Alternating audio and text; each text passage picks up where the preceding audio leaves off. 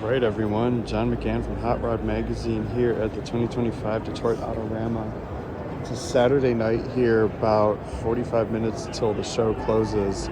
So it's like 9:15 here. The show closes at 10. It's a great time to walk around the show because there's not a lot of people here. So I figured I'd take the opportunity to walk around and look at all 8 of the great 8 cars in contention for the Ridler Award. This is one of them here. 33 Ford pickup Roadster.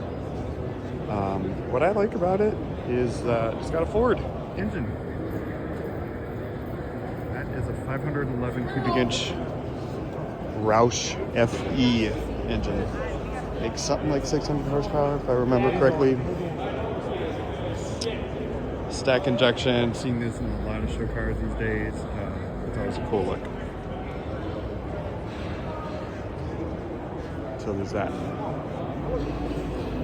That one's kind of out in the hinterland, so we have to go over a couple rows to the largest cluster of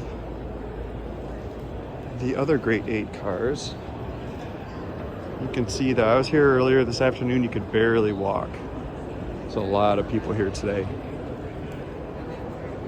So here we are. This is a 1937 Chevrolet pickup truck that basically completely built from the ground up, custom frame. You can see the cab has been extended, fenders, running boards, all handmade. I like it because it's got a big block Chevy. And it's also to see it's the wire wheels. I took a picture and zoomed in on it yesterday. 17-inch wire wheels in the front, 20-inch Dayton wires in the back, and I really like this color. It's a cool shade of red. Here are these two, 55 Chevrolet Nomad. This thing's super clean, super clean.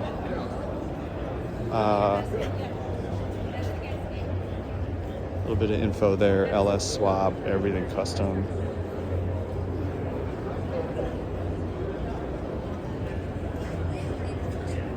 I've worked the Nomad script into the headlights. It's a nice touch.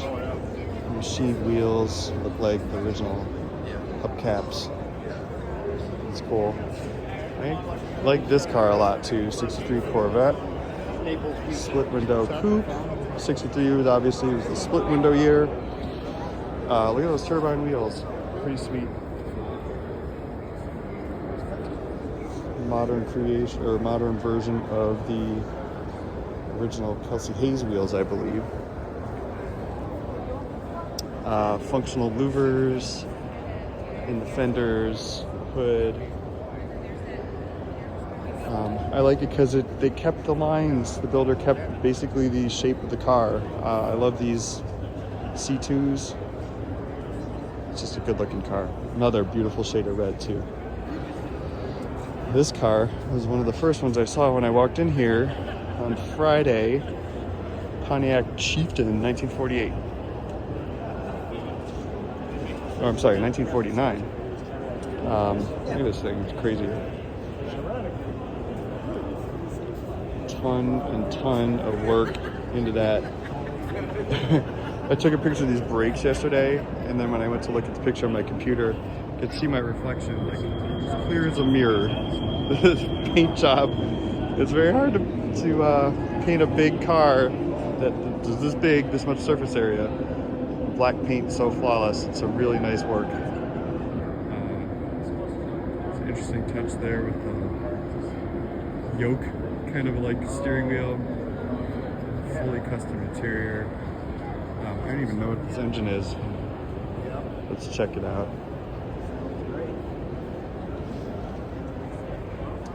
I had Barry Kluzik here helping me with the write-ups. Okay, LSA. A lot of LS swaps, so that's to be expected. So I got LSA in here. Next up, real quick, right behind me, this is the Ridler winner from a couple years ago.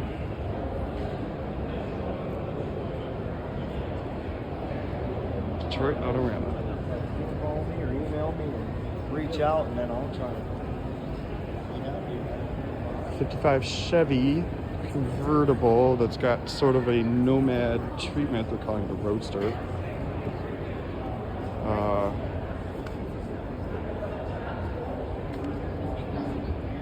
It's kind of an interesting styling element. They took the hood spears that were on the top of the hood and integrated them into an engine cover. LT, what is this? LT5, I believe. Engine from the 90s, ZR1 Corvette. It's a 32 valve engine that was in the ZR1 C4s, which car that I'm a fan of.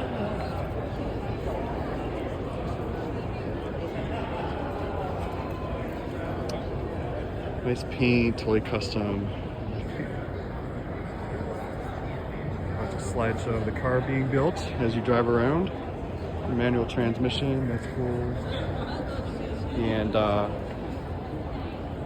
front wheels, I think I'd like a little bit more or a little bit less offset, a little bit more dish to that. But anyway, nomad treatment, like the wagon treatment on the trunk.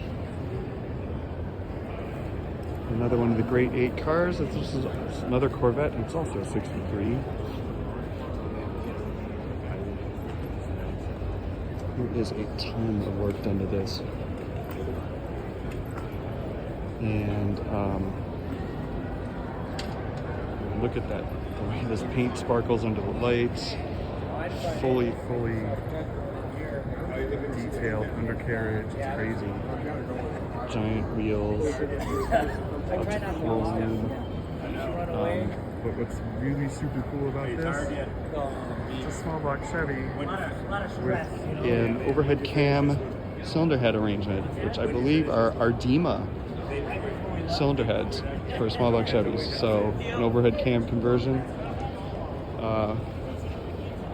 It's always a tough thing with these giant wheels is the brakes are so tiny in there.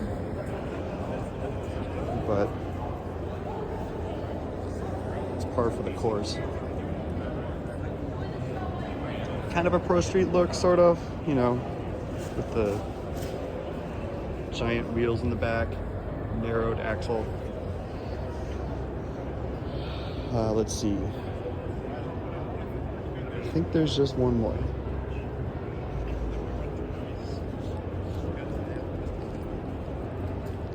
And it is, it's way over here.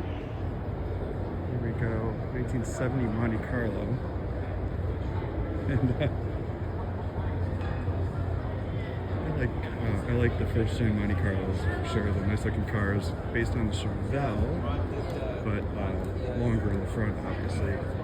This one, I talked to the owner, and he said his favorite NASCAR race car from the 70s was Bobby Allison's, the car that Bobby Allison drove, which I believe was like 1971.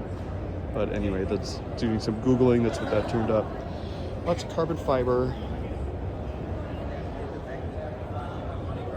Some aero bits added, but he wanted sort of a modern version. The owner wanted sort of his take of a modern version of what that Bobby Allison race car would have looked like had he continued to this day.